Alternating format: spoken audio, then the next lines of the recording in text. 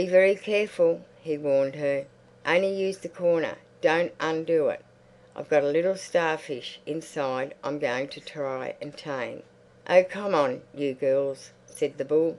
"And mind, you're not to look at your cards. You've got to keep your hands under the table till I say go." Smack went the cards round the table. They tried with all their might to see, but Pip was too quick for them. It was very exciting, sitting there in the wash house.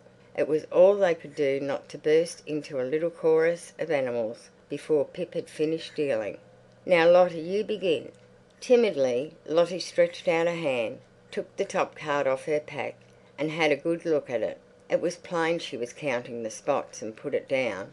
"No, Lottie, you can't do that. You mustn't look first. You must turn it the other way over." "But then everybody will see it at the same time as me," said Lottie. The game proceeded. Moo! The bull was terrible. He charged over the table and seemed to eat the cards up. "Buzz!" said the bee. "Cock-a-doodle-doo!" Isabel stood up in excitement and moved her elbows like wings. "Baa!" Little Rags put down the King of Diamonds, and Lottie put down the one they called the King of Spain. She had hardly any cards left. "Why don't you call out, Lottie?" "I've forgotten what I am," said the donkey woefully. "Well, change. Be a dog instead. Bow wow." "Oh yes, that's much easier." Lottie smiled again. But when she and Kezia both had a one, Kezia waited on purpose. The others made signs to Lottie and pointed. Lottie turned very red. She looked bewildered, and at last she said, "Hee-haw, Kezia!" "Sss! Wait a minute." They were in the very thick of it when the bull stopped them, holding up his hand. "What's that? What's that noise?" "What noise? What do you mean?" asked the rooster. "Sss! Shut up! Listen." They were mouse still. "I thought I heard a sort of knocking," said the bull. "What was it like?" asked the sheep faintly. No answer. The bee gave a shudder. "Whatever did we shut the door for?" she said softly. Oh, why? Why had they shut the door? While they were playing the day had faded. The gorgeous sunset had blazed and died. And now the quick dark came racing over the sea, over the sandhills, up the paddock. You were frightened to look in the corners of the wash house, and yet you had to look with all your might. And somewhere, far away, Grandma was lighting a lamp. The blinds were being pulled down. The kitchen fire leapt in the tins on the mantelpiece. "It would be awful now," said the bull, "if a spider was to fall from the ceiling on to the table, wouldn't it?" "Spiders don't fall from ceilings." "Yes, they do. Our Min told us she'd seen a spider as big as a saucer, with long hairs on it like a gooseberry." Quickly all the little heads were jerked up. All the little bodies drew together, pressed together. "Why doesn't somebody come and call us?" cried the rooster. Oh, those grown-ups, laughing and snug, sitting in the lamplight, drinking out of cups. They'd forgotten about them. No, not really forgotten. That was what their smile meant. They had decided to leave them there all by themselves. Suddenly Lottie gave such a piercing scream that all of them jumped off the forms. All of them screamed too. "A face! A face looking!" shrieked Lottie. It was true. It was real. Pressed against the window was a pale face, black eyes, and a black beard. "Grandma! Mother! Somebody!" But they had not got to the door, tumbling over one another, before it opened for Uncle Jonathan. He had come to take the little boys home. End of chapter 9.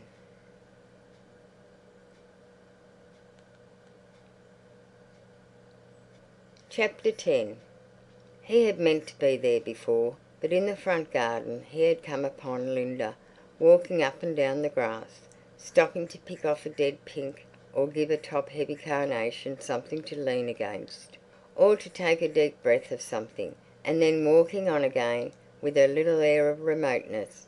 Over her white frock she wore a yellow, pink-fringed shawl from the Chinaman's shop. "Hello, Jonathan," called Linda, and Jonathan whipped off his shabby Panama, pressed it against his breast, dropped on one knee, and kissed Linda's hand. "Greeting, my fair one. Greeting, my celestial peach blossom," boomed the bass voice gently. "Where are the other noble dames?" Beryl's out playing bridge and Mother's giving the boy his bath. Have you come to borrow something?" The Trouts were for ever running out of things and sending across to the Burnells at the last moment. But Jonathan only answered, "A little love, a little kindness," and he walked by his sister-in-law's side.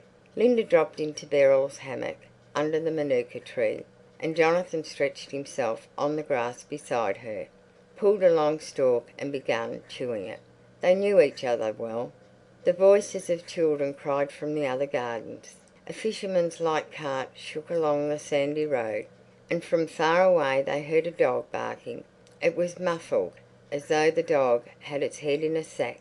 If you listened, you could just hear the soft swish of the sea at full tide sweeping the pebbles.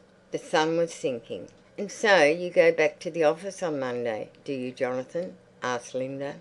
"On Monday the cage door opens and clangs to upon the victim for another 11 months and a week," answered Jonathan. Linda swung a little. "It must be awful," she said slowly. "Would you have me laugh, my fair sister? Would you have me weep?" Linda was so accustomed to Jonathan's way of talking that she paid no attention to it. "I suppose," she said vaguely, "one gets used to it. One gets used to anything. Does one?" That was so deep it seemed to boom from underneath the ground. "I wonder how it's done," brooded Jonathan. "I've never managed it." Looking at him as he lay there, Linda thought again how attractive he was. It was strange to think that he was only an ordinary clerk, that Stanley earned twice as much money as he. What was the matter with Jonathan? He had no ambition. She supposed that was it. And yet one felt he was gifted, exceptional. He was passionately fond of music. Every spare penny he had went on books. He was always full of new ideas, schemes, plans, but nothing came of it all. The new fire blazed in Jonathan. You almost heard it roaring softly as he explained, described and dilated on the new thing. But a moment later it had fallen in and there was nothing but ashes, and Jonathan went about with a look like hunger in his black eyes.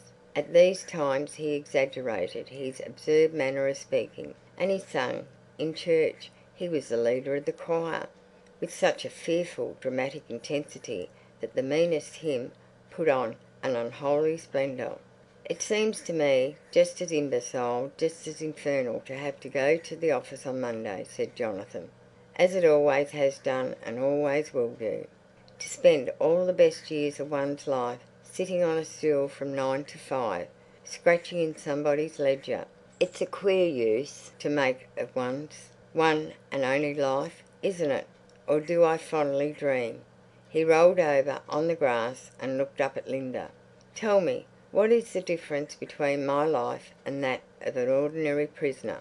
"The only difference I can see is that I put myself in jail and nobody's ever going to let me out. That's more intolerable situation than the other.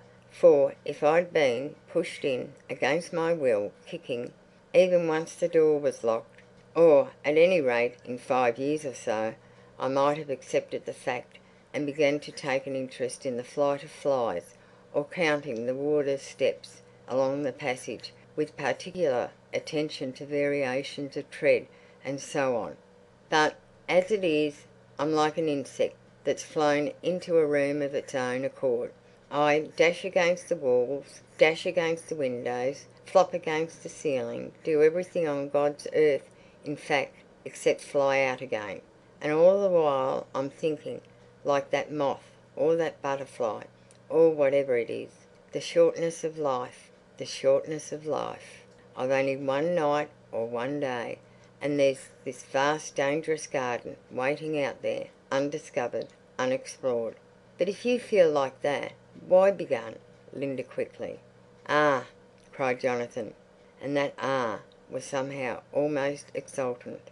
"There you have me. Why? Why indeed? There's the maddening, mysterious question. Why don't I fly out again? There's the window or the door or whatever it was I came in by. It's not hopelessly shut, is it? Why don't I find it and be off? Answer me that, little sister." But he gave her no time to answer. I'm exactly like that insect again." For some reason Jonathan paused between the